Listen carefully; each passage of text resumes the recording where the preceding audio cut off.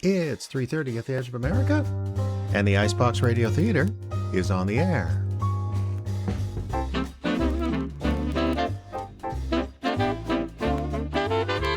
Hey, it's the Icebox Radio Theater's live from the Icebox. That's right. All the news and information and whatnot from the Icebox Radio Theater, as well as audio drama as well and repetition, coming to you for a special Father's Day edition of Live from the Icebox. That's right, we have some fatherly or at least parental shows. We're going to feature Heather's Room from the Icebox Radio Theater. Appeared recently on a podcast. I thought that was a timely, and I went looking around for an old-time radio appropriate Father's Day, and I found a whole list of them. And what we're going to be visiting today is an edition of the Lux Radio Theater. So look forward to that, as well as a whole bunch of news and information and whatnot about the Icebox Radio Theater, because this is Live from the Icebox. But let's begin, of course, with a word from our sponsor. Hi, it's Woody again. Well, looks like we survived another winter. Not that we couldn't get a blizzard last minute that would snow us in and starve us out. Grocery store could miss a single shipment, we'd be eating each other inside of a month, it's true. Anyway, probably won't happen. And spring is coming on, so think about fishing, why don't you? We got all the usual stuff down at Woody's. If you don't think we do, just show up for once.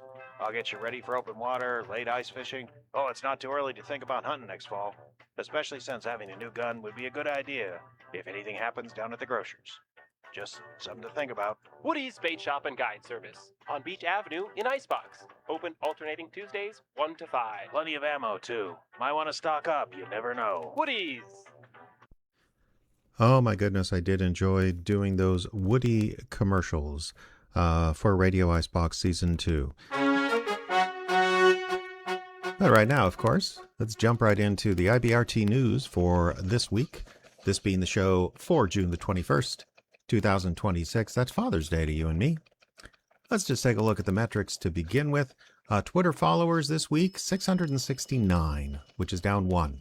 Just one from last week, down from 670. So we'll pick that person up. We'll find him. Don't worry. We'll find him and offer him, a fruit basket and get him back on board. Facebook followers stayed the same. See Twitter? Facebook did okay.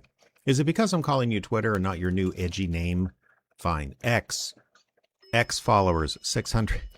You see the problem, Elon? X followers, 669. Facebook followers, 954. That is the same as last week. Instagram followers, 336, also the same.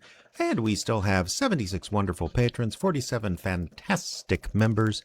Thank you so much, folks. Streaming radio station showed a little bit of growth. Good for it. 698 unique listeners this week. They're all unique, of course, but this is how they measure radio, in case you didn't know. 682 last week, so we gained a little bit. These listeners represented 65 countries. That's down from 76. And this is a first, I think. Listener events of 30 seconds or less stayed exactly the same. 89.2% of the listeners stuck around for just a little bit and then took off. How about that? Top three countries also stayed the same: USA, Germany, and Russia. And podcast statistics this week, 45,362 subscribers. This is what Squarespace, the head of our website, no, I'm the head of my website, but they host it. They are claiming that it was 48,236 the week before. However, as I say, I don't necessarily trust their numbers. I should probably get better metrics, but I found that very, very difficult to keep track of, and also I get a little obsessed with it, as I get obsessed with a lot of things. Well, how was your week? This week was pretty good. I want to first of all start with an apology. I think I started last week telling you that we would be doing a podcast on the 18th, which we did.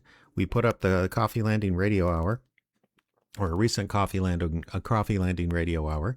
And I promised I would move the YouTube version of that show into the public domain, so to speak. It was just an unlisted video, and I forgot until about 5 or 6 hours ago. So I do apologize for that, but it should be all ready to go. It should be all up and ready. Hope you listened to it. If you have and enjoyed it, please let me know. I'd love to hear what you think about the Coffee Landing Radio Hour, since if I could ever get the Coffee Landing's owner to talk to me for 5 minutes. He's exceedingly busy. We could probably get a date for the next one. Frosty Awards update. I have the nominating committee is Craig from Illinois and Mary from Denver and myself, and I have everything ready to go. We have all of our nominations in for this year with the Frosty Awards, and I didn't get it all set up for my big show at 3:30 on Sundays. But I will have that up and ready to go for members and patrons before the end of this evening. And I'm thinking we're going to just leave the polls open for a couple of weeks. So look for the Frosty Awards. There's a Rum Runner Sue to think about. There's a Lance Manley in the case of the Suspicious Spies in there, as well as Roadkill and not actual Roadkill. We didn't put that up for an award, although that would be an interesting competition, I got to tell you. As well as The Haunted. That's our Halloween show from last year. And new category this year, we are going with Best OTR, Old Time Radio Recreation. And we did a couple. We did A Christmas Carol this year from the original Mercury Theater script, as well as Dracula from the original Mercury Theater script. And who can forget last summer, Gunsmoke, an episode called Prairie Happy, starring Justin Kapla as Marshal Matt Dillon. A lot to think about, so watch your emails, and you will hear all about the brand new Frosty Awards for 2025-26 by the end of today, I promise. Rum Runner Sue update, just to let you know, I didn't do much. I didn't do much this week because I've got several gigs, and one of them, as I've mentioned before, is I'm editor of the Radiogram. That's the newsletter of the Society to Preserve and Encourage Radio Drama, Variety, and Comedy, or SPURDVAC. Seriously, it's what they call themselves. I know, it's a problem. I'm working on them. But I kind of spent the week focusing on that, so there really wasn't too much to do on Rum Runner Sue. There is a lot to do, but I haven't done it. And if my schedule's looking good, should get to that a bit this week. A bit more this week, I should say. A fair amount of writing going, because I got to tell you something. I'm already thinking of fall. I'm already thinking of the Coffee Landing show coming up in September. Knock wood. I don't have a date yet, but I'm hoping for September. And the theme of that night will be legends. We're going to be doing The Legend of Sleepy Hollow, and we're also going to be reprising a play by Dave Irwin called Wendigo, along with other stuff as well. And in addition to that, I'm looking ahead to a Halloween event that I've talked about. We're going to be doing another TV special this year, another video special, only this one's super creepy. We're going to record ghost-themed radio drama in a haunted house or a haunted building. Haven't quite located it yet. I have my favorites, and I have been poking around a lot of haunted buildings in town, figuring out which one is. And we have many, many creepy ones, because most of this town was built around the turn of the 20th century. Well, no, that's not fair. The 1920s, let's say. But most of those places, those creepy basements and whatnot, they're small. They're too small to really set up in there. So I have the place I'd like to work. We'll have to see. But I did write a brand new script that I'm just not going to tell you much about, because it's Father's Day. It's June, and we probably don't need to be worrying about what do you call it, October and the spooky season just yet. Let's see. Radio Club, if you're local, if you're hearing this on 106.9 FM, we'll be doing Radio Club again on Tuesday, 6:30 at the park. Not quite sure what we'll be doing, but I think we'll be doing another old-time radio script, which we haven't done in quite a while. And we'll call that good for IBRT News. So, what's going on this week, or today, here on Live from the Icebox? Well, it is Father's Day. And I'm a little wistful this Father's Day, because it is actually the first Father's Day I have had without my father. Sheila's on live. Hello, Sheila. Thanks for tuning in and saying hello. My father passed away in. Now let's see. We had the service in January, but I can't remember if it's December. And it was a blessing. He was not well when he passed away, but still, it is a little wistful. I have heard from my kids, and I've been thinking about Dad a lot today. And so I thought, well, we had a Mother's Day theme when Mother's Day came around. Why not do Father's Day? And I found a whole list of shows that at least some people thought had something to do with Father's Day and old-time radio.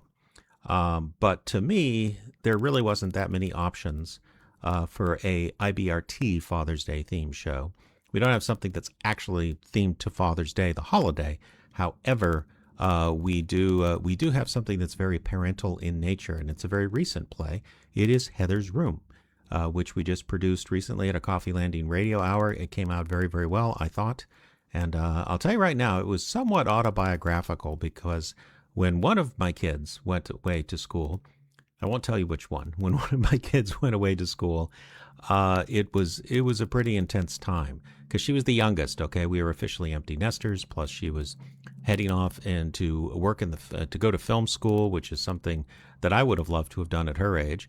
But there's just a lot of stuff happening, and I kind of took those emotions anyway and recast it into a slightly different circumstance as our two characters in our play will display. Now, the thing about this Heather's Room is only a short. It's only about 17 minutes long, but that's good because the OTR version or the OTR play from our program today is a Lux Radio Theater.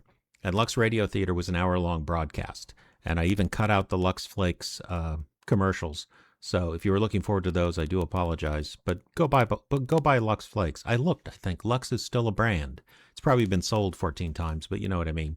But anyway, that's for later on. For right now, let's listen in on a broadcast from a Coffee Landing Radio Hour. It's Karen Schickel and Justin Kapla in a version of a play that I'm really quite proud of. I kind of like these ones that manage to carry some tension and some surprises, even though it's just two actors and a microphone.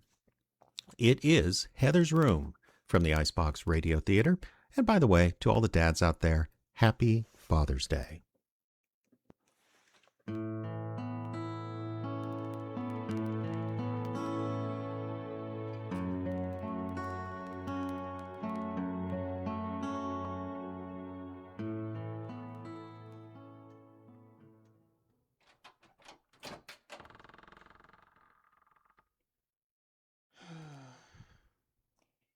Yeah. It looks so empty. Yeah. Well, I'll start laundry if you could Sounds just... empty, too. Right. So we let the lawn go for a week, and I think it's Wait, about... just wait a minute. What is it? I just need a minute. You aren't going to start crying again, are you? No! Maybe. Heather is fine. I know. She isn't gone. She's at college. I know. We took her there, remember? You were in the car at the time? Yes. And you promised me you got the tears out when we said goodbye outside the student union. She made it clear you were not to cry, especially in front of large public buildings. I'm in private now. Please, Bob. I'm not gonna cry. Good. So I'll get started on the laundry, and I you just get... need a minute, that's all. I mean, this is a pretty big step. It is.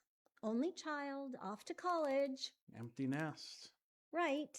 So how about we comfort ourselves with the mundane tasks of housekeeping? I just need a minute. What for? Her room is going to be here. You can come back anytime. Light a candle. Leave an unblemished sacrifice. You're making fun of me. A little. Our daughter just went to college, Bob, not the French Foreign Legion. We'll see her at Thanksgiving. Bob, we have to... Seriously? Can you not give me a minute? Okay. I miss her too, you know. Of course. The whole house seems too quiet. That's why I want to get busy cleaning it. It's my therapy. I know, and I appreciate it. And it's going to be a heck of a lot easier now without Hurricane Heather messing things up. Carolyn. Don't give me that look. Our daughter is beautiful, smart, and accomplished in so many ways. But she was a complete slob. Took after you. Carolyn. You know I'm right. The muddy soccer cleats in the living room, the dirty dishes hidden in here. She did not hide those. I bought new glasses thinking we'd broken them all. Then I found 7 in here, mostly under laundry. 7.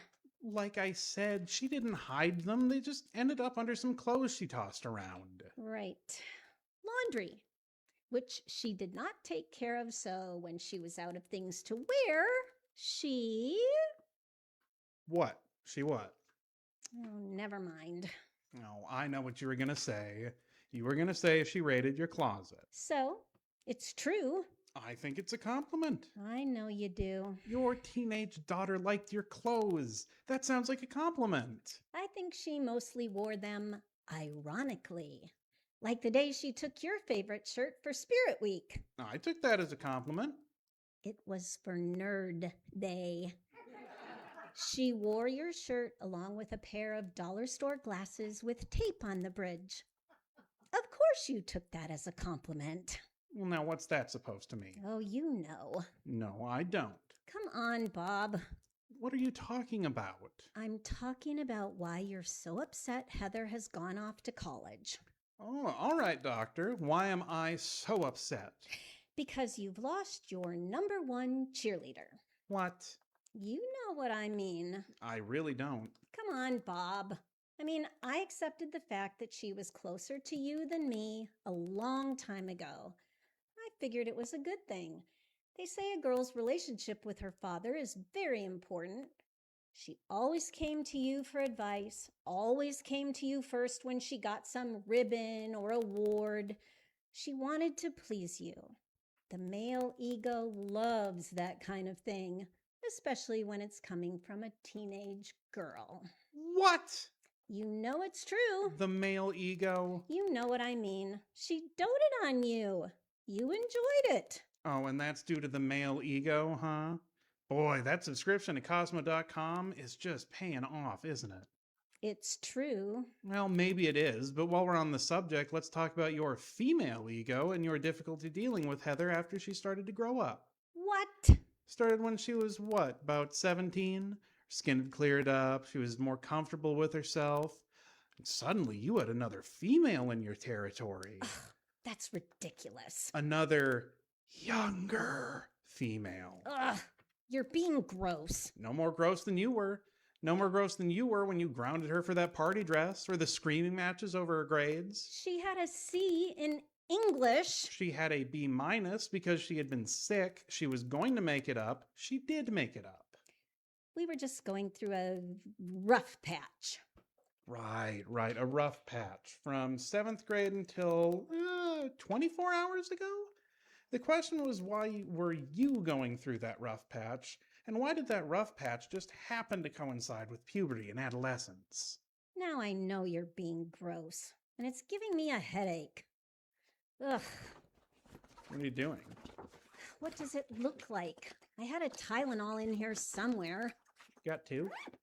Get your own. This is my emergency supply. Come on, Carolyn. I have a splitter coming on. Bathroom's just down the hall. There's plenty in there.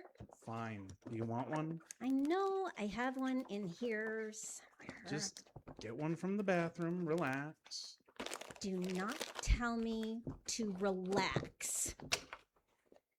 What's that? Nothing. Were those paint chips? I know I saw a Tylenol. Carolyn, were those paint chips? I saw it just the other day. Carolyn. But... Those were paint chips. You're thinking of redecorating. So, I'm always thinking of redecorating. You're thinking you aren't thinking. Carolyn! Now, calm down. You're thinking of painting Heather's room. Would you please not say that like you're accusing me of a war crime? I don't believe this. Bob. How long what- have you had those? What are the colors? Let me see. Bob, please. It's not what you think. Oh, it's exactly what I think. You're going to paint Heather's room. Let me guess, it's the craft room idea again, isn't it? You want to wipe out our daughter's home so you can cross-stitch.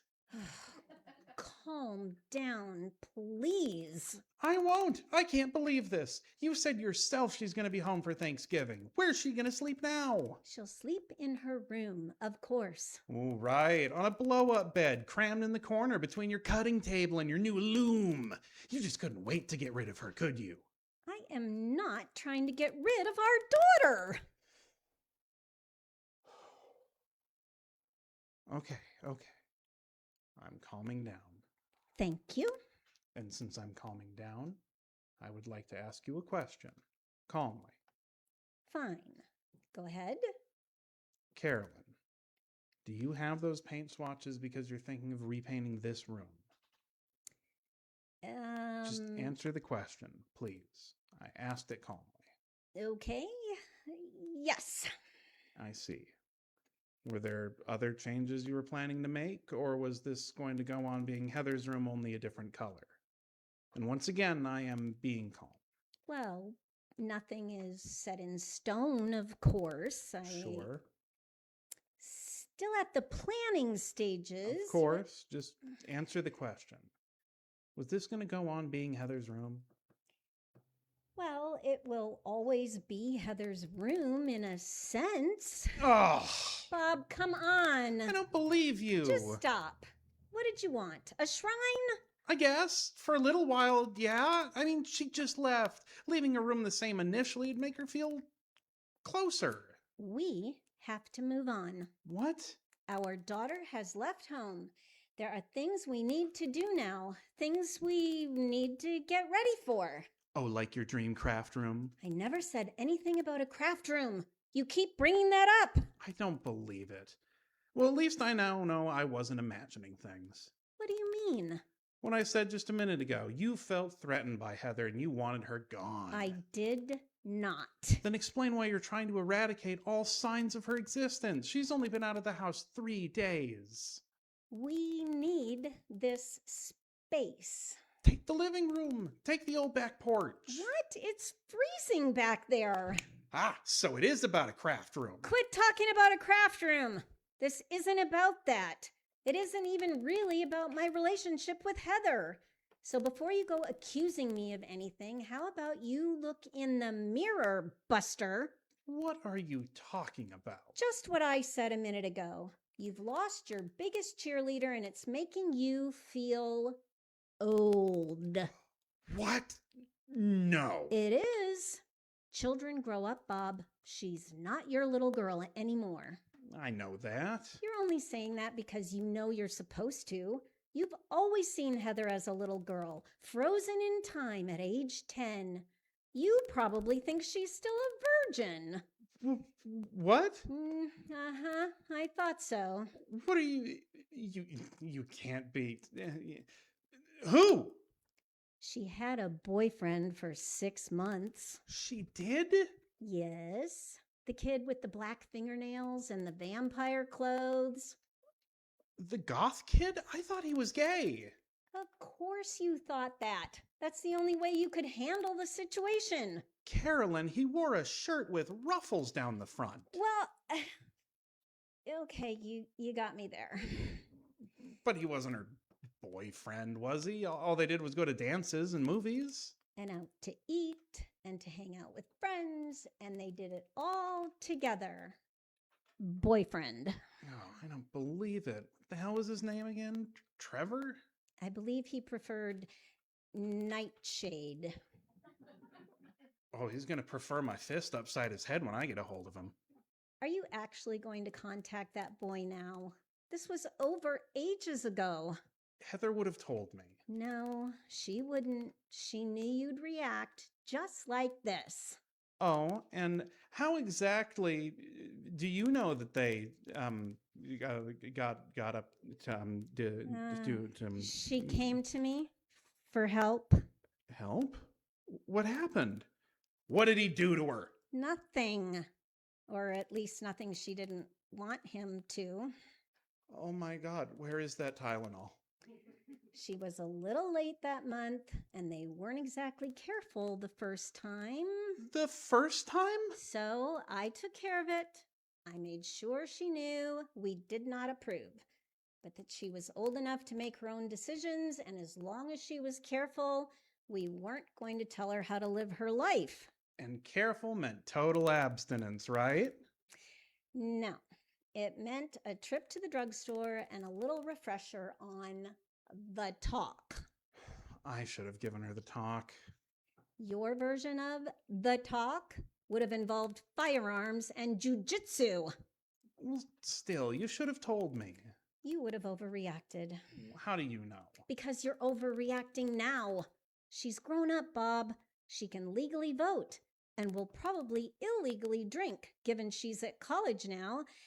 And as much as you hate the idea, there still could be boys. And here, I found the Tylenol. Thank you. God, I do feel old. Well, you are not allowed to be old just yet. Well, what does that mean? There is something else I need to show you. Here. What is this? What does it look like? It's a pregnancy test. Oh. Why are there 2 bunny rabbits on it? I think the company's trying to be cute. People got tired of the little pink lines, so they replaced them with cartoon animals.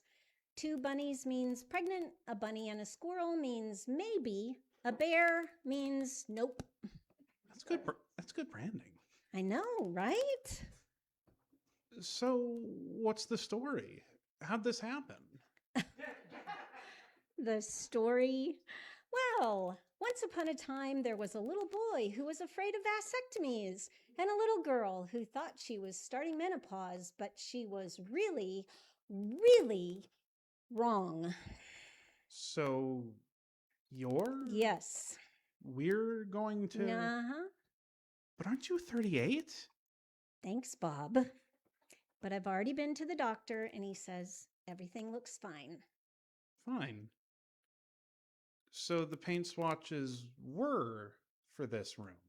Yes. We're going to need to redo this room because we need the space. Oh.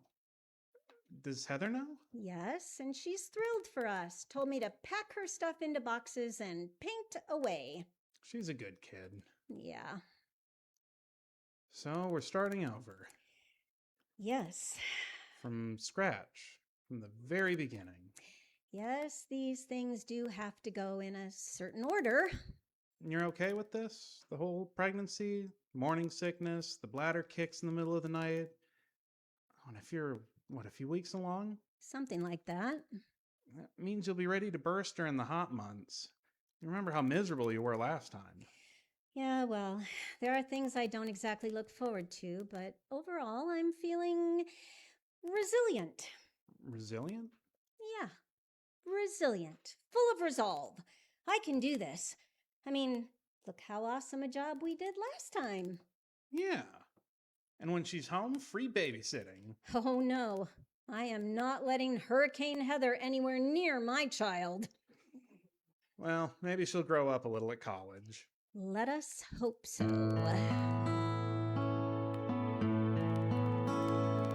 Bob, Yeah, Carolyn? you okay? I'm okay, just...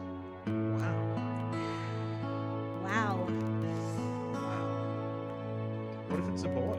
Oh, that'd be nice. Someone to spoil, someone to dote on me, someone to shout, "Hi, Mom!" into the camera after he wins the Super Bowl.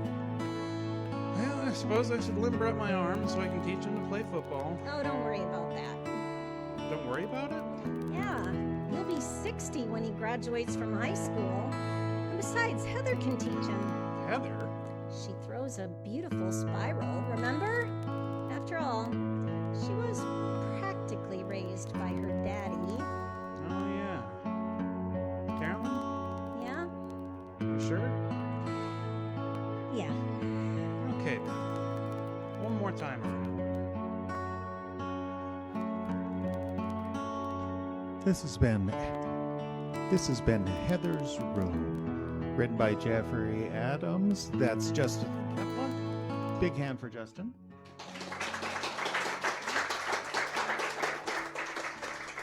And of course, Karen Schickel. Oh, but of course, Karen Schickel. So there we go. That was Heather's Room from the Coffee Landing Radio Hour. September 26, 2025. And of course, it went out on a podcast just last week. So if you're tuning in on the streaming station, you want to hear the complete edition of that play, it is available on the latest edition of the IBRT Plays podcast. You're listening to Live from the Icebox, and we will be right back. Founded by John Barkowski in 1934, the Coca-Cola Bottling Company of International Falls is your local distributor of soft drinks, water, energy drinks, beer, and liquor. Their soft drink, water, and energy portfolio includes Coke, Diet Coke, Body Armor, Dasani Water, Powerade, Monster, and sparkling ice products. Their beer portfolio includes Budweiser, Busch, Kona, Miller, Leinenkugel, Lake of the Woods Brewing, and more. They also distribute liquor-based packages, including Cutwater and neutral drinks, as well as spirits produced by local distillers Cantilever and Lake of the Woods Distilling. And Coca-Cola Bottling Company of International Falls is proud to support the International Falls 4th of July celebration, as well as the Icebox Radio Theater on their 20th anniversary. Coca-Cola and your local Coca-Cola distributor, a recipe for magic. Love to hear about those beer portfolios. Let's take a little break from the drama now and check out a local-ish band with some local connections. Here is Rogue River and Icebox. There's no daylight, there's no warmth. This old engine won't turn over. I feel lucky, I can see my breath. Means that I'm still kicking in this icebox on the northern edge. The vertigo is forming stars, slowing down of a tired comment. I feel defeated, I can feel my hands turning into twisted, jagged icicles hanging from the ledge. It's just me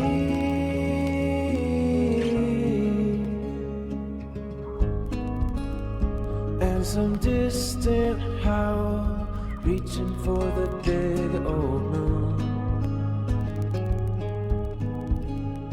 Everything that I knew changes so soon. The fields were gold, now it's frozen dirt. The birds have all moved south. The better it feels, the more it'll hurt. Your name burns in my mouth. I feel grateful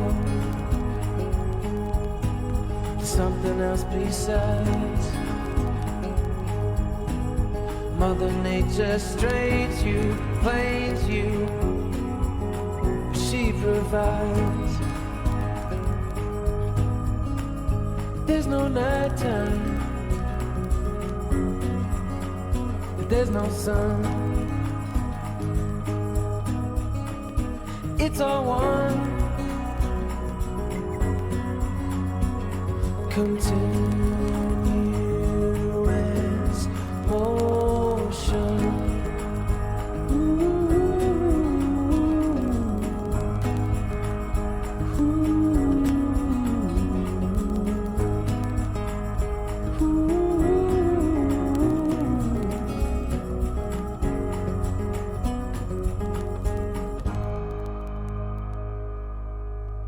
Realized I had the name of the band wrong. It's Rogue Valley, not Rogue River. I think it's both are actually referenced to the same place in Southern Oregon, the Rogue River Valley.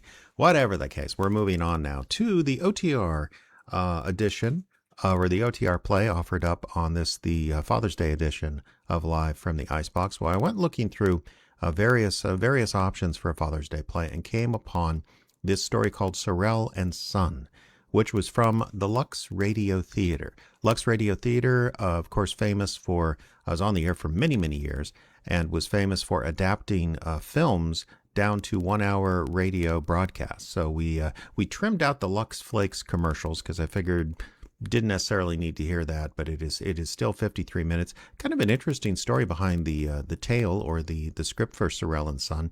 It was originally a 1927 American silent film, which was considered lost for years, and it got an Academy Award nomination for Best Director at the very first awards in 1928. That was the first Academy Awards. Best Picture was won by Wings, I believe.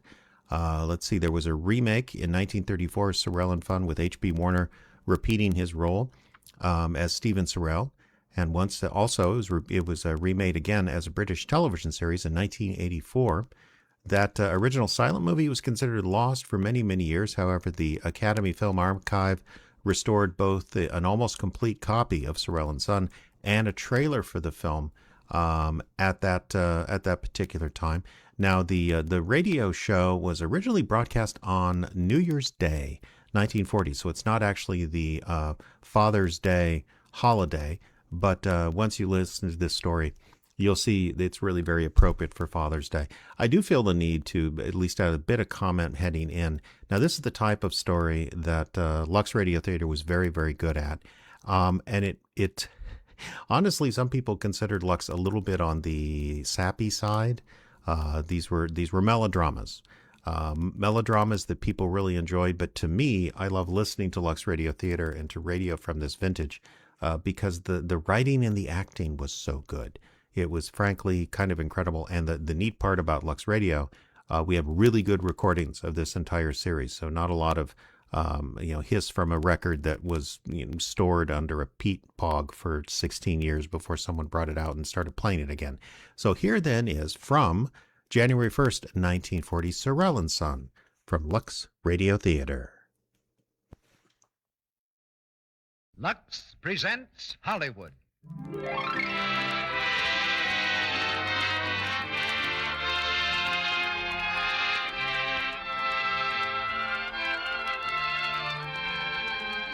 The Lux Radio Theater brings you Herbert Marshall in Sorrel and Son with Richard Carlson and Karen Morley.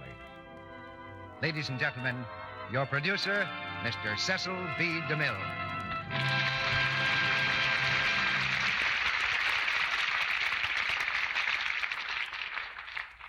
Greetings from Hollywood, ladies and gentlemen. Our first greetings of 1940. Tonight in the Lux Radio Theater, we dedicate our play to fathers everywhere. If the father in your own household looks a little incredulous when he hears this, you mustn't blame him. We've had so many fine plays about mothers lately that we haven't paid much attention to fathers.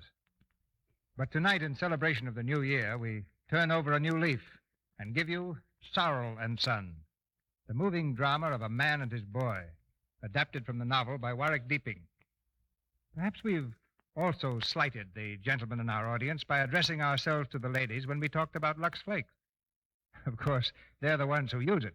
But after all, it's the men who notice the pleasant effect of Lux Flakes on the feminine wardrobe and the family budget. In tonight's drama, Captain Stephen Sorrel had only one thing to live for, the welfare of his son Kit, and to that end he devoted his life. In the role of Stephen Sorrel, we give you an actor who seems perfect for the character, Mr. Herbert Marshall. Whenever I talk with Bart Marshall about playing a part, he gets that ocean-going gleam in his eye. You see, our first association was making a picture in Hawaii, and I think he's always hoping that lightning will strike twice in the same place. For Sorrel and Son, however, he came entirely by land from the RKO studios, where he's starring in a bill of divorcement. In the part of the son, we have two actors. Clifford Severn, Jr. will be Kit as a child, and Richard Carlson will play Kit as a young man, old enough to fall in love. For the role of Dora, we have Miss Karen Morley. We now subtract 20 years from the calendar as we begin the drama of Sorrel and Son, starring Herbert Marshall as Stephen Sorrel, Richard Carlson as Kit, and Karen Morley as Dora. The curtain rises on Act One.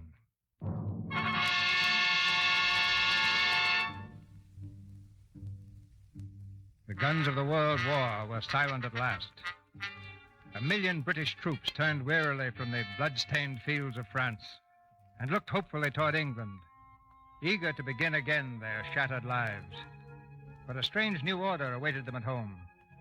A world gone mad, a money-grabbing, material world where power and position were worth far more than decorations for bravery. Some managed to find a place in this new order, but others were left far behind, without jobs, without money, confused and baffled by the mad scramble for existence. One of these was Captain Stephen Sorrow, M.C. Captain Stephen Sorrow, Military Cross. That should mean something, but it doesn't. Decorations are forgotten now. Stephen Sorrow, educated at Eton and Oxford. That's a little better. Except that it isn't what you know anymore, it's what you've done. I've got to realize that. I've got to take my place in this scramble everybody's got into. This new job ought to help. It isn't much, but when you start at the bottom, you've at least got the satisfaction of knowing you can't drop any further. The main thing is to keep your feet and not get trampled in the dust. Thank heaven I've only got one kid. Father, are you busy? No, I was just thinking. It's almost train time, son. Got that bag ready? I wish you'd help me. Sit on it, sir. Here. We'll try it together. Now. There we are. Thanks, Father. It will need a label, won't it? Of course, Sorrel and Son. Passengers from London. Destination Staunton. Where are we going to live in Staunton, sir? Oh, we'll get a room somewhere. Or perhaps Mr. Verity might want us to live over the shop. Oh. It's a nice shop, from what I understand. Antiques, works of art. Quite a respectable business. Oh, yes, sir. I know. Wouldn't have anything else. Shall I go to school at Staunton, Father? Of course. I expect there'll be a grammar school there. Will it be a gentleman's school, Father? Oh, yes, we must see to that. Now, all ready? Yes, sir. Well, last look around, eh? Father, Mm-hmm. have we lived in this house a very long time, Father? Let's see, a year before the war, 4 years after. A long time for you, kid. All your life. Did Mother live in this house, too, Father? Yes. I knew she must have. I wish I could remember, sir. What is it, kid? I don't know, sir. But we're leaving here for good, you said. Never coming back.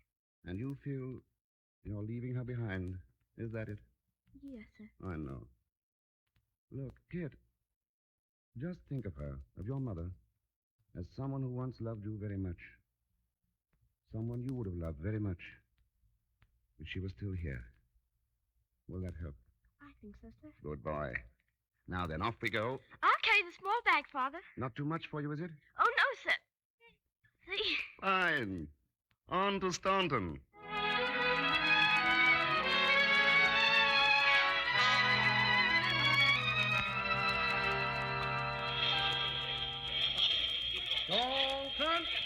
Staunton Station. All out for Staunton.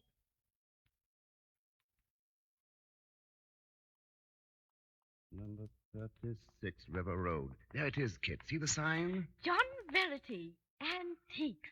You better stay here for a moment. I'll run in and find out where we're going to bunk. It looks closed, Father. It can't be this time of day.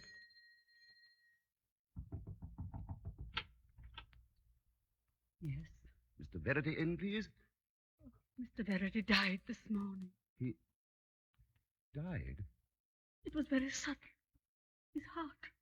Oh, I'm sorry. I've just come down, you see. I was to be his assistant. Yes. He mentioned it the other day. But without him, there's nothing, of course. I'm sorry. What did she say, Father? Are we going to live away from the shop? Well, Mr. Verity's dead, kid. Died this morning. So Staunton's a washout. Oh, I'm sorry, Father. Oh, we'll just have to make the best of it. Are we going back to London, sir? Well, no, you see... Kip, let's go someplace where we can sit down. I'd like to have a talk with you. Yes. And that's the way it is, son. We can't go back to London because we haven't any money. I thought you had a right to know since we're sort of partners, you know. I don't mind staying in the storeroom, sir. Fine. And, Kit, I'm not going to bother about the crease in my trousers anymore. I mean keeping up appearances. I don't care what the job is. I'm going to get it. It may not be a gentleman's job, but we need it. You mind? No, sir. Honor bright? Honor bright. That's it, then. I was a little afraid you were going to be ashamed of me. I'd never be ashamed of you, sir. Yesterday and a long time before, I was sort of a shabby gentleman, but that's finished. From now on, we're going to make a living. It may not be much. Just bread and butter. I don't mind just bread and butter. No jam? No, sir. Jam makes you sick sometimes. Somehow I think all this was worth it. At least you and I know where we are. And from now on, I'm going to tell you things, Kit. No more make-believe. And I'll tell you things too, Father. Everything. Fine. Now, suppose we find ourselves some diggings, and I'll go out, look around for some work. There must be something. Yes, sir. And I'll unpack the bags while you're gone.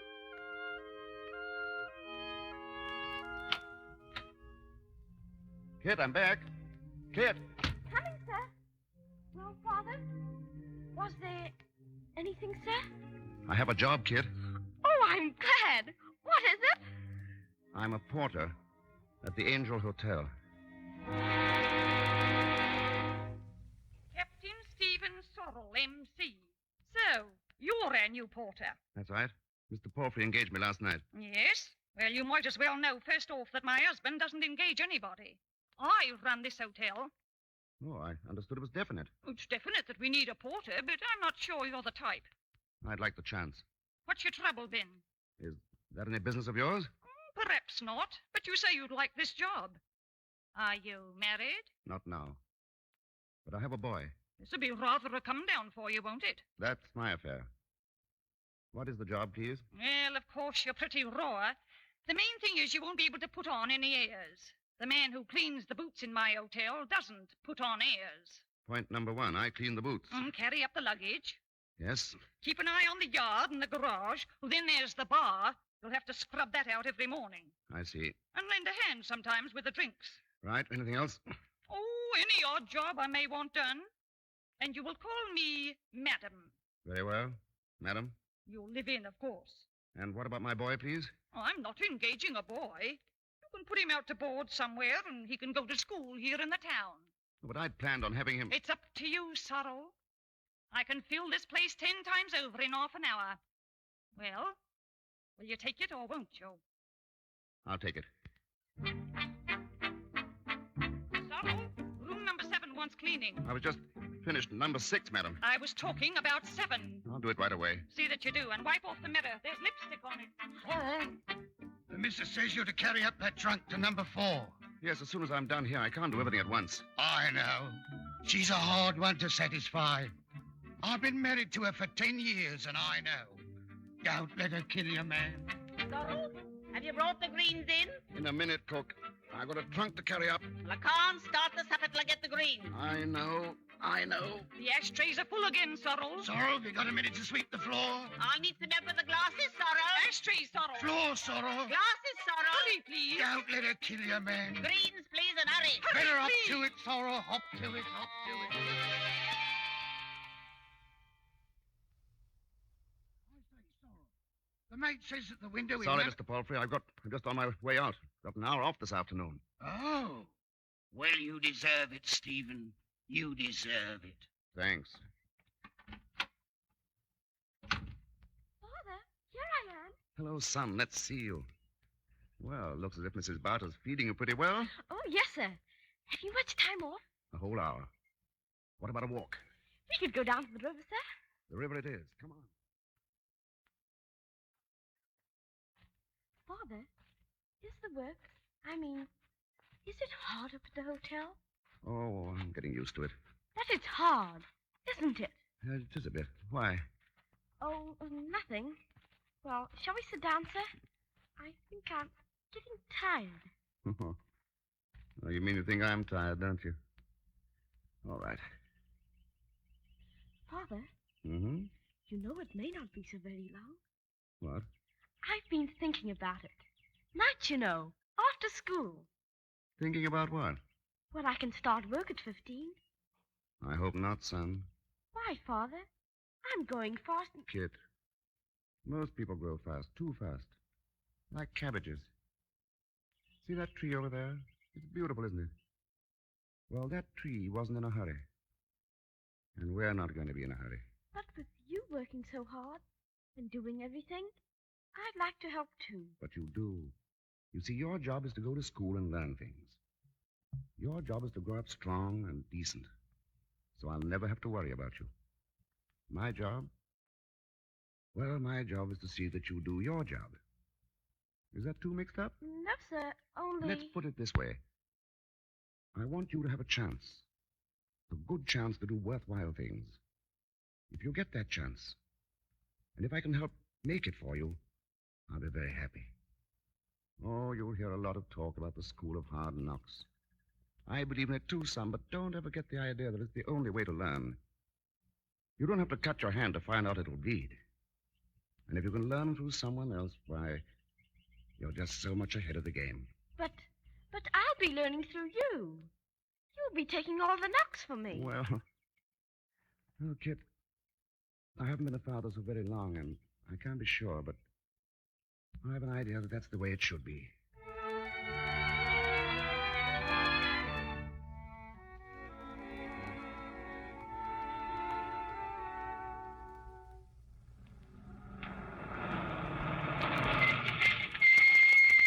The Angel Hotel. Think this will do? It's a bit of a hole, but it's only for one night. I'm tired. Yes, you mentioned that before. Evening, sir. Evening, madam. Evening. Want a room, please. Best you have. Right, sir.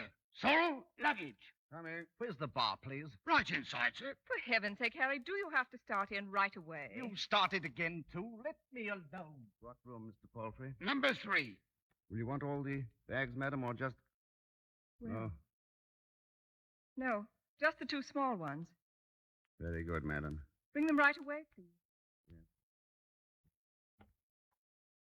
Just put them down anywhere. Well, how are you, Stephen? Very well. So you're the porter here.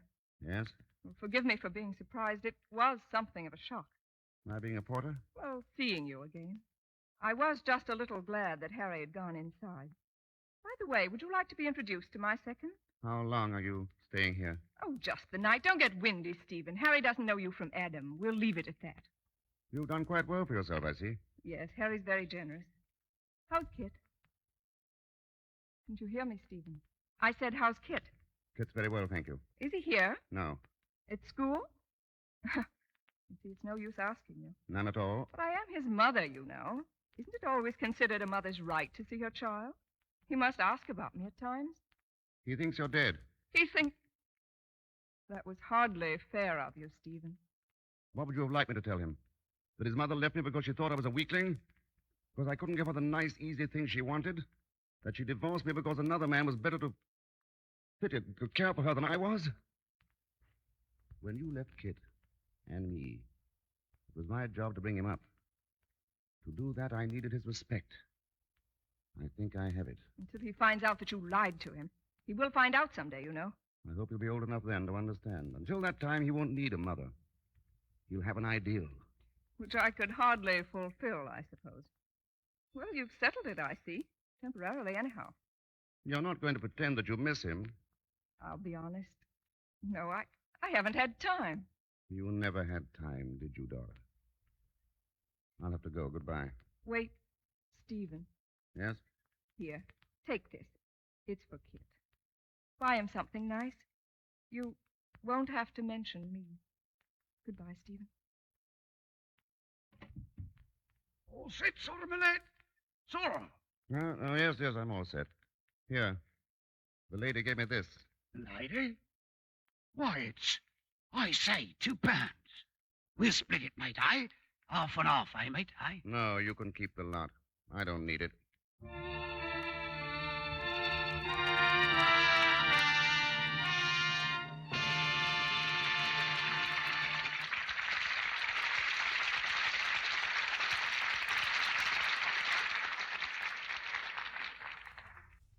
Now, our producer, Mr. DeMille. Act 2 of Sorrel and Son, starring Herbert Marshall as Stephen Sorrel, with Richard Carlson, Karen Morley, and Clifford Saverne, Jr.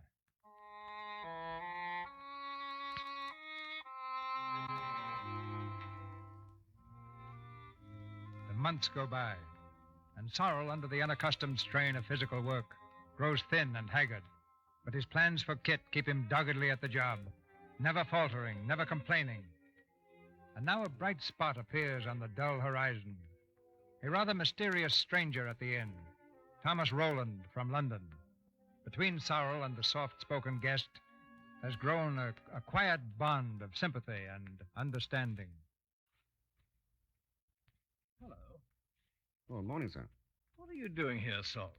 Tidying up, sir? Oh, I didn't mean in this room. I mean, what are you doing in this job? I have a boy. The job is a necessity. But a place like this? Yes, it must be. In the army, weren't you, Sorrel? Yes, sir. Any decorations? Military Cross. I got nothing but a mention in dispatches. What do you think of hotels, Sorrel? What, sir? Hotels, the Angel and 1,000 others just like it. What do you think of them? I'd rather not say, sir. Neither would I. The drawers all stick, never enough towels, hot water variable, dust under the rugs. The kitchen's enough to turn a man's stomach. Then why live in them? Because I want to learn the things to be careful of when I open my hotel. I see. Am I boring you? Not at all. It's called the Pelican, and I hope it'll be everything these hotels aren't. I'm putting all my capital into the show, and I'm being extraordinarily careful in picking my people. I want character, conscience, and pleasant faces. I'll pay good wages and feed my people well. I'll need 2 porters. Yes, sir? I have one already, a fellow named Buck. He'll be the head porter. Oh, yes, sir? My one piece of sentiment, this fellow Buck, an ex-sergeant major. He saved my life out there, and I owe him his chance. Now, what about it, Sorrel? Do you think my job might be better than this one? If you'll take me on, sir, I'll see that you don't regret it. It's only second porter. I realize that, but you've given me a chance to get out of this hole. I'm grateful. They say gratitude is a slave virtue. Then call it goodwill, sir. Ah, that's it, Stephen. Every time.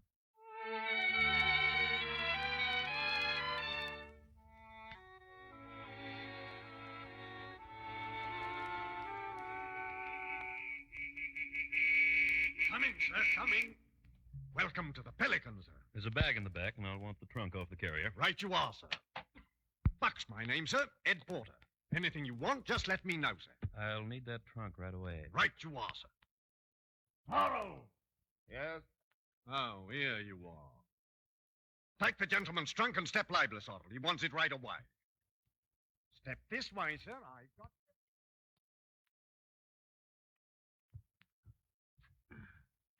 Sorrel, you can't carry that thing up alone. Here, let me help you. Look out, Mrs. Marks. Oh, be careful. You know, Sorrel, this has got to stop. Here, sit down a moment and rest. I'm all right. But you're not all right. You've been doing Buck's work on your own ever since we opened. Oh, he's the first porter, Mrs. Marks. Well, that doesn't entitle him to sit around on. Well, it doesn't entitle him to a permanent vacation. This housekeeper here, I think, is my duty to tell Mr. Rowland. No. I'll work it out myself, Mrs. Marks. Oh, you'll kill yourself, you mean? Why, that Buck would kill anybody to get out of a little work he's mean. He thinks I'll break under it, but I won't. I'd rather die than give in to him. All right there, Sorrel, all right there. He's waiting for that trunk, you know. I'm getting it up as fast as I can. You don't look very busy now, my lad. I was resting. Quite a load for one man. Oh, I wouldn't say that. It all depends on the man. If you ain't strong enough for this kind of work, you ought to say so. Well, step lively, man. You won't want to wait all day for it. The lazy lout. Probably pocketed the tip, too. Does he ever share his tips with you? No, he never... Look out, Mrs. Marks. I've got to get that trunk up. I'll get it up. If I break every bone in my body, I'll get it up. I'll get it up.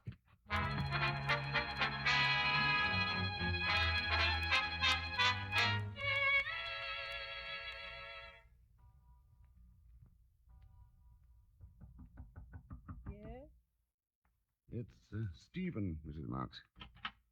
Why, Stephen, what's wrong? I hate to disturb you this time of night. I wondered if you might have some sleeping pills or something. Are you ill, Stephen? It's nothing. bit of a pain in my side. How long have you had it? Just this evening. You've hurt yourself with those trunks. I knew you would. Well, I'm going to call the doctor. No, please, it's not that bad. I'm going to just the same. Mrs. Marks, is that you? It's Mr. Roland. What's the matter? Sorrow. Anything wrong? Oh, Stephen's sick, Mr. Roland, and he won't let me call the doctor. Oh, it's nothing at all. I just... Let me see you. He's pale as a ghost, sir. Go back to your room, Sorrel. I'll have Dr. Harvey in. Oh, but it's only... Run along, will you? Just to play safe. Very well, sir. Thank you. Do you have Harvey's number, Mrs. Marks? It ought to be in this book. Mr. Roland, I've been meaning to tell you about Sorrel. I know, Mrs. Marks. About his not being strong? No, about Buck's share of the work. I do see things, Mrs. Marks. I'm not asleep. Oh, I wondered, sir. Now, let's have that number. Nothing very serious, Sorrel. You may have to take it easy for a little while. I'll try, Doctor. If you're not feeling any better tomorrow, come and see me. Is there anything I can do, sir? Oh, hello. Your boy, Sorrel? Yes. Looks like you. Fine boy. Is there anything, sir? Well, now, let's see. You might make sure he takes his medicine regularly. Yes, sir, I will. Splendid. Well, good night. Good night, Doctor. Good night, sir. Do you feel better, Father? Of course, you always feel better after you have a doctor in. Didn't you know that? No, sir. Is that true? Well, now I really think of it, I believe it is. With most doctors, anyway. The unknown that makes people feel bad. Now, I had a nasty pain. It worried me. Doctor came in and saw it wasn't so serious, and, well, here I am feeling better. He was nice. I liked him. Did you? So did I. It must be nice being a doctor. I mean, making people well. Yeah? I should think they'd like it ever so much with everybody sort of depending on them. They just feel pretty fine when a sick person gets well again. You know, Father, I think I'd like to be a doctor. Do you? Well, we'll have to talk some more about this, son.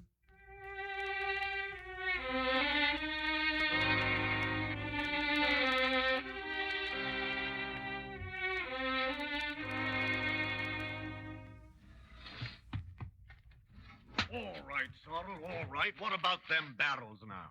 I've been moving them out all morning. All morning for a few barrels of ashes.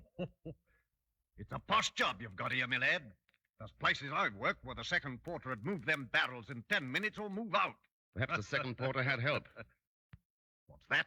And perhaps in the places you've worked, the second porter received some share of the tips. What do you mean by that? Come on now, what do you mean? I seem to miss most of the tips. That's not my fault, my lad. If people don't pass it over to you, there must be a reason. Yes, I expect there is. They pool their tips in the dining room and the chambermaids pool theirs. Do you think I'd pool with the chap what works under me? I've sweated for my position, my lad. And I don't share out with the boot boy. I do all the work. I'm entitled to something. To the back of me hand, if you don't mind your tongue. If you don't like it, you can leave. I won't leave. I need this job. And I also need the money that's coming to me. If you... That's the thing you've had coming, my lad. You... More, is it? You want more, do you? All right, my lad. See how you like this. Oh, Mr. Roland, Mr. Roland! Sorrel, stop it, I tell you. Get up, Sorrel. What's this all about? It was him started it, sir. He struck me, sir. I'm sorry I had to treat him a bit rough, sir. Go into the office, Buck. I want to sir. speak to you. Yes, sir. Right away, sir. Sorrel. Yes? I'm sorry, Sorrel, but I had to be sure about Buck. Not sure about... Did you think I was asleep, too? I've given him the chance I promised him.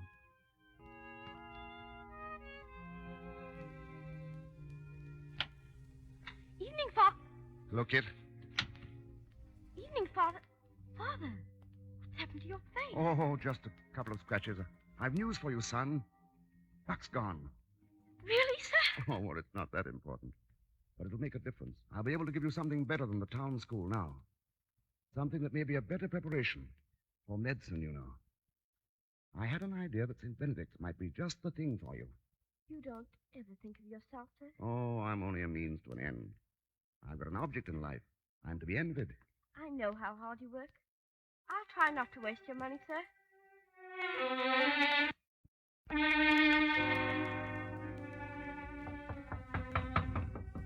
Come in. Evening, Sorrel. Evening, sir. Sit down. How's the boy?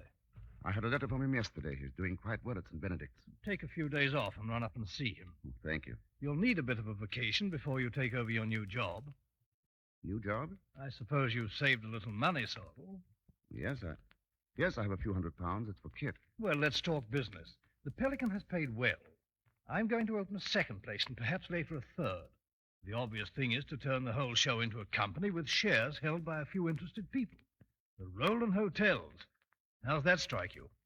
Should be a sound idea. So I think, and as you will be running the Pelican, I shall want you on the board, of course. Oh, you mean me to manage here? Yes. Well, it's a big jump from head porter to manager. A very big jump. Well, shall we drink to it? Thank you. I'm still a bit flabbergasted. Here you are. To the Roland Hotel, sir. To the new manager of the Pelican. Yes? Excuse me, Mr. Roland. Of course. Stephen, Kit is here, Stephen. What? Kit, he's in your room. He came down from school in the bus. Is he sick? I don't believe so. Well, what in... Will you excuse me, sir? Hello, Father. Quite a surprise seeing you here. Yes, sir. You've left the school? Yes, sir. Sit down.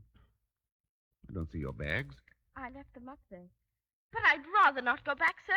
I want to stay on here. I could take private coaching, sir, or go back to the council school in town. Please, Father, let me stay. I always thought St. Benedict's was a pretty fine place, Kit. What happened? Studies too hard? No, sir. Masters aren't down on you? No, sir. Then what? Of course, if you'd rather not tell me. It's the boys, sir. They don't like me, and I don't like them. It's no use going to school someplace where you don't get along, is it, sir? That's why I want to stay here. I'd like it ever so much better. Look at me, Kit. You're running away from something, aren't you? I don't know what it is, and I won't press you. But I do know that turning tail won't solve it. You can't solve anything that way. You've got to face it and fight it. I think you agree with that, don't you? Yes, sir. What is it, son? Can't you tell me? They wanted to know about you, sir. They wanted to know what you did. For a living? Yes, sir. I see. And what did you tell them? I said you were head porter at the Pelican. Good boy. I'm not ashamed of it, sir. I'm not. Of course you're not. And you've won your fight already, don't you see? You faced the hard part of the task. Now go back and finish it. See it through. You've got to, son. For me. Understand? For me. Very well, sir. I'll go back. The next of our graduates is a young man who leaves St. Benedict's with several of our most coveted honors. He's to enter Cambridge in the autumn. Will Mr. Christopher Sorrel step forward, please? I'm proud of you, Kit. I'm proud of you.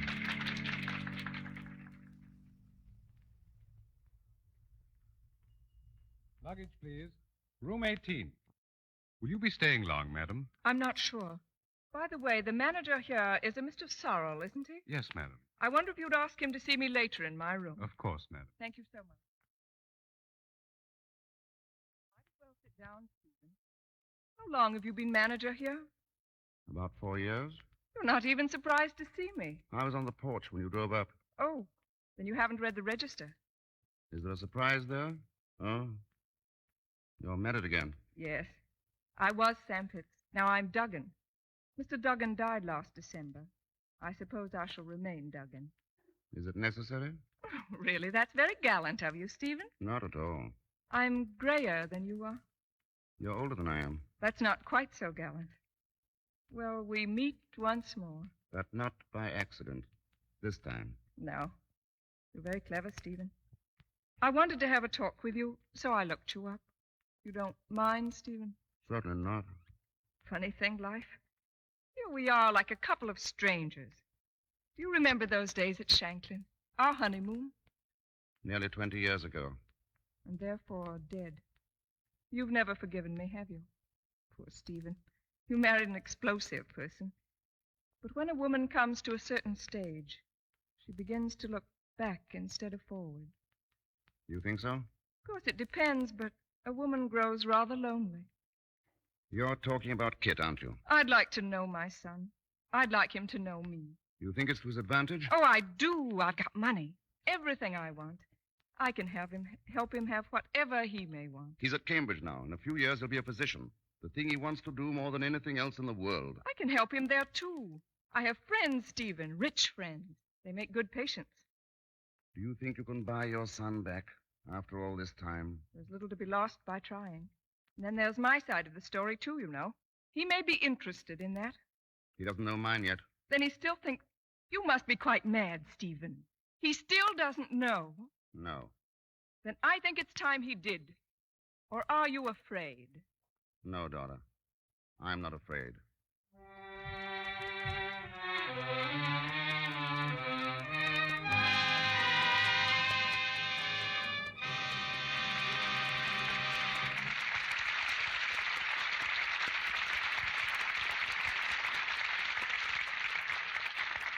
In just a moment, Mr. DeMille brings you Act 3 of Sorrel and Son with Herbert Marshall, Richard Carlson, and Karen Morley.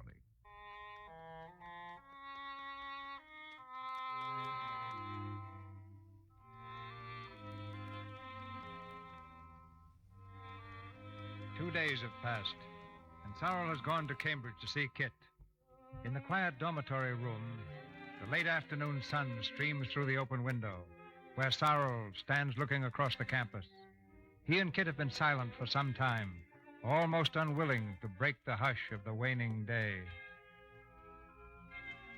I suppose you knew I had a reason for coming. Well, I didn't quite expect you, sir. It's almost train time, so I'll have to tell you quickly. I'd rather you didn't speak, Kit. Just listen and think it over when I'm gone. What is it, Father? A long time ago, son, we said we'd have no secrets. Well, I haven't quite lived up to that bargain. Ever since you were a child, I've told you, or let you believe, rather, that your mother was dead. Well, your mother isn't dead. I spoke to her 2 days ago. Father. Please, son. I realize this is a shock for you. But you mustn't think that because I've never mentioned her that there was anything wrong. We just didn't get along together, that's all. She divorced me right after the war. You were too young to know what it was all about, and I didn't try to explain. I'm not certain now that I was right in handling it that way, but at the time it seemed best. That's my only excuse, kid.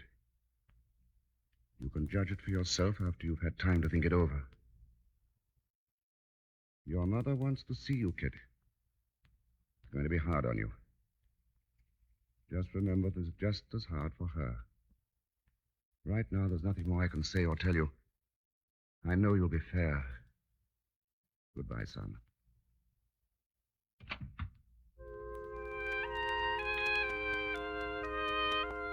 Dear Father, my mother came to see me today. It's very strange to hear myself call her mother. We talked for a while, and she invited me to her house in London. She's having some people up to spend a few days. I can't make up my mind whether I should go or not. My dear boy, go by all means if you wish. You owe it to her and yourself. After all, she is your mother, and she was my wife. I know she will never come between us. Kit, dear, may I come in? Of course. I was afraid you'd gone to bed, dear. No, I'm not sleepy, Mother. Just reading. I do hope you're having a good time, darling. Did you enjoy the dance? I invited Lola Meriden specially for you. She's very attractive. Yes, the little devil. She just told me in the drawing room that she thinks you're the most charmingly naive person she's ever met. Really? Oh, well, never mind Lola now. She's had you all evening. Right now, you belong to me. And tomorrow, I've a wonderful day planned for all of us. I'm afraid I've got to leave tomorrow. Oh, darling, there's no hurry. Well, I I have my work, you know. I'm rather keen on it. Oh, yes, of course. You're going to be tremendously clever as a surgeon, Kit. I know it. Oh, I see you've even brought your books. It looks wonderfully technical. Tell me about your work, Kit. Well, there's nothing to tell. I hope to be practicing in a few years. I'll send you all my friends. Well, I rather planned on hospital work for quite a while. It's good training. I see. Go on. I'm afraid that's all. It's horrible. We seem like strangers. I'm sorry. I don't see how it can be helped. Oh, Kit, I know I must seem all wrong to you. I do, don't I? No, it's just I've been so long with Father. We understand each other. I mean... I know what you mean. I'm an outsider. It's just you and him together. But I can understand, too. You've got to give me a chance. I want you with me. I've always wanted you. You're my boy, Kit, my son. Do you know what that means? You're my son. Please. He's poisoned you against me. He's filled your mind with lies and deceit. He's made you see only his side. What about mine? It wasn't my fault that I couldn't love him. It wasn't my fault that he wasn't strong enough to fight a man's battle. Now I've got to suffer for it. You're leaving me. You're going back to him. I've got to go back. No, you're my son. I want you here. I want you with me. I'm sorry, Mother. I'm really very...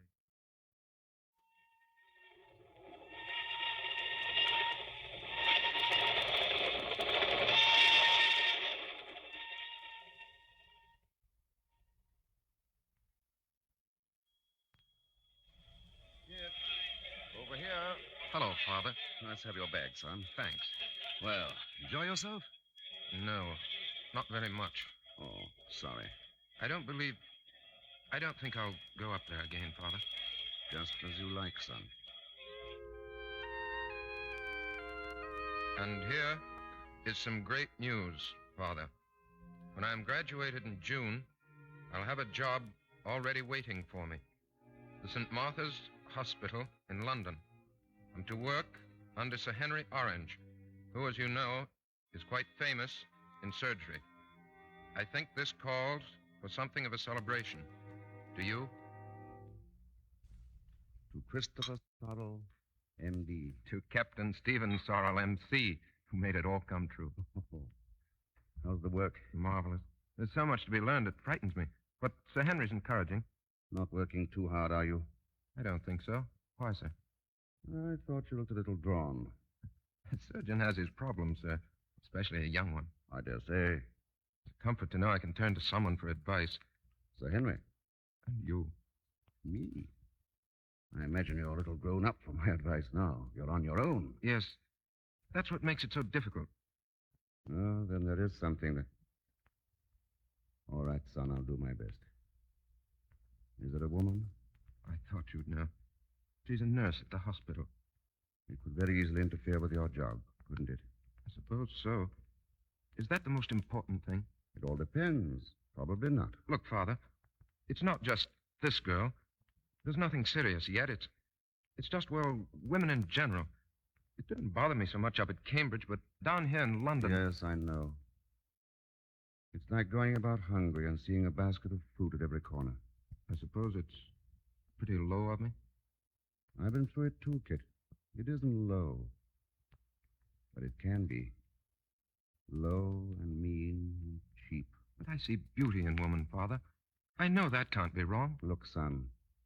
Go on seeing beauty in woman. That's the way of life, and it's a good and natural way. And just try to remember this. Don't ever hurt anybody. I understand, sir.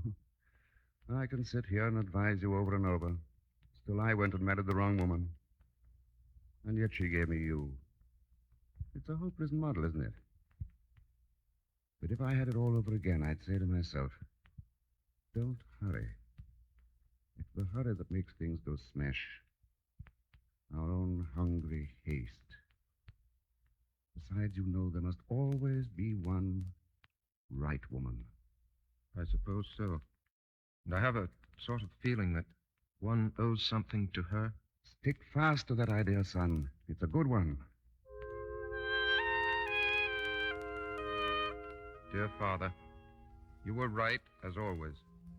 A few years ago, you told me there was one right woman. I'm bringing her to see you soon. Her name is Molly Pentreath. Do you, Christopher Sorrel, take this woman as your lawful wife, to love, honor, and cherish till death do you part? I do. Do you, Molly Pentreath, take this man?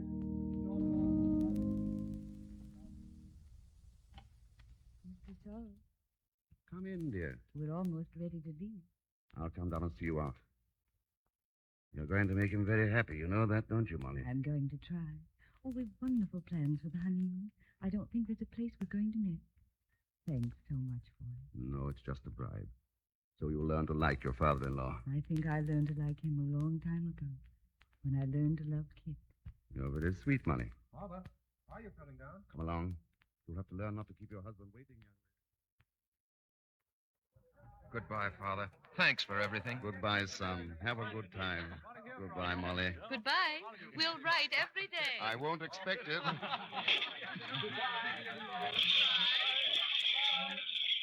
Well, there goes your partner, Sorrel. It'll be a long time before they're back. You are... I say, Sorrel, what's the matter? Oh, just the old pain. It'll be gone in a moment. Come inside, man. You're sick. No, just let me hold on a moment. I don't want to be the ghost at the feast.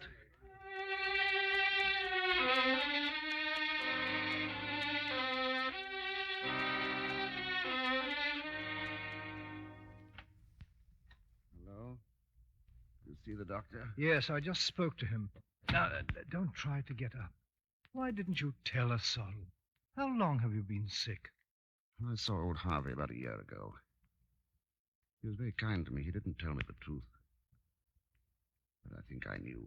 Sorrel, I'm going to write to Kit. He ought to be here. No, not yet. There's time yet. I don't want to spoil anything. And Roland... Yes? Don't worry about it. I'll let you know when to tell him.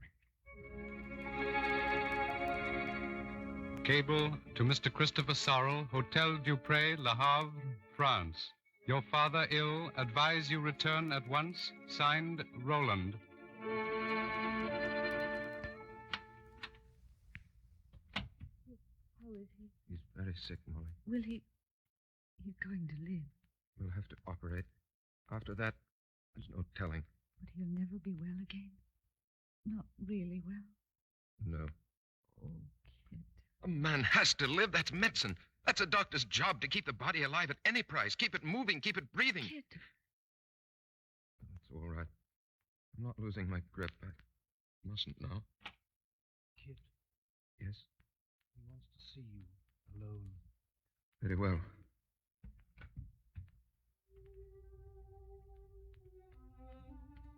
Father? Is that you, kid?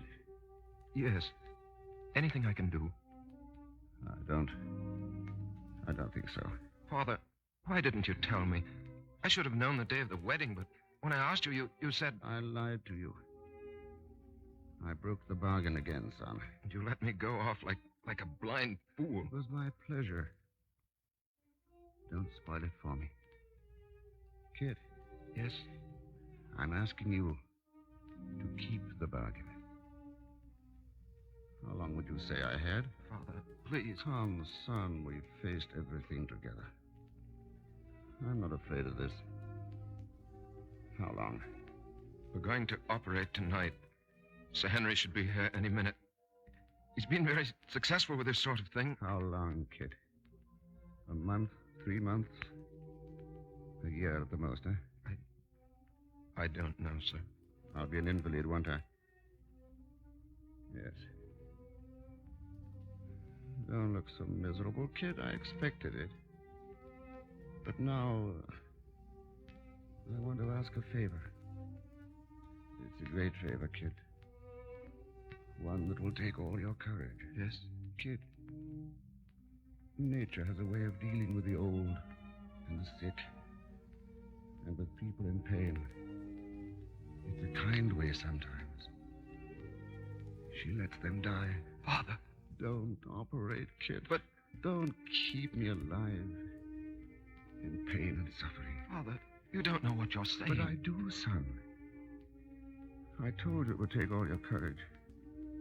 I want you to have the courage to let me die now. Before pain has taken everything human out of me. Father, I can't do that. I can't. Kid, listen to me. I'm an old man. My work is done. I'm tired. I could sleep now. The pain's gone a little. But tomorrow it'll be there again. And the day after. And the day after that. I know what I'm asking. It's the greatest thing and the hardest thing I've ever asked of you. But please don't fail me. Let me sleep, kid. Let me rest. Please. All right, Father. Thank you, my boy. If you don't mind, I'll close my eyes. Now. Perhaps I'll dream a little.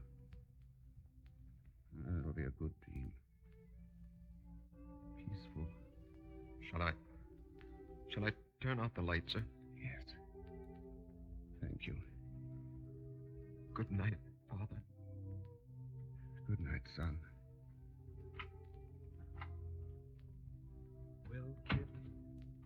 Will you call Sir Henry, Mr. Rowland? Tell him not to come, please. Kid, is he? Oh, Kid, tell me. He's all right now. He's going to sleep.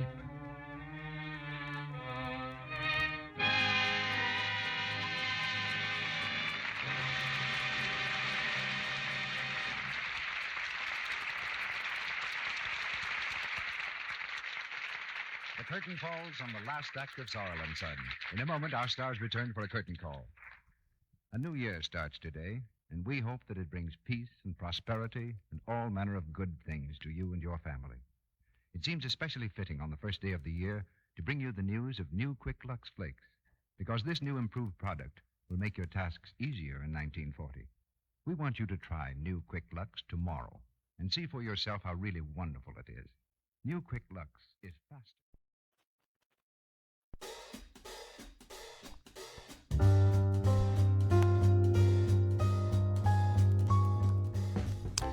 And that was, of course, the Lux Radio Theater. Thought I got all the soap commercials, but clearly there was one left at the end. With Sorrel and Son. A very nice melodrama for your Father's Day. Hope you enjoyed it. And this has been the June 21st edition of Live from the Icebox. Hope you enjoyed it. If you have any questions or comments, of course, we are still at iceboxradio51@gmail.com. If you're catching this on podcast or on at YouTube, do know that we do this show live on our streaming station, as well as on a Facebook video each and every Sunday at about 3:30 Central Time. Once again, thank you so much for joining us. To all of the fathers out there, happy Father's Day. Stay safe and have a good week, everybody. This is Jeff reminding you to keep listening.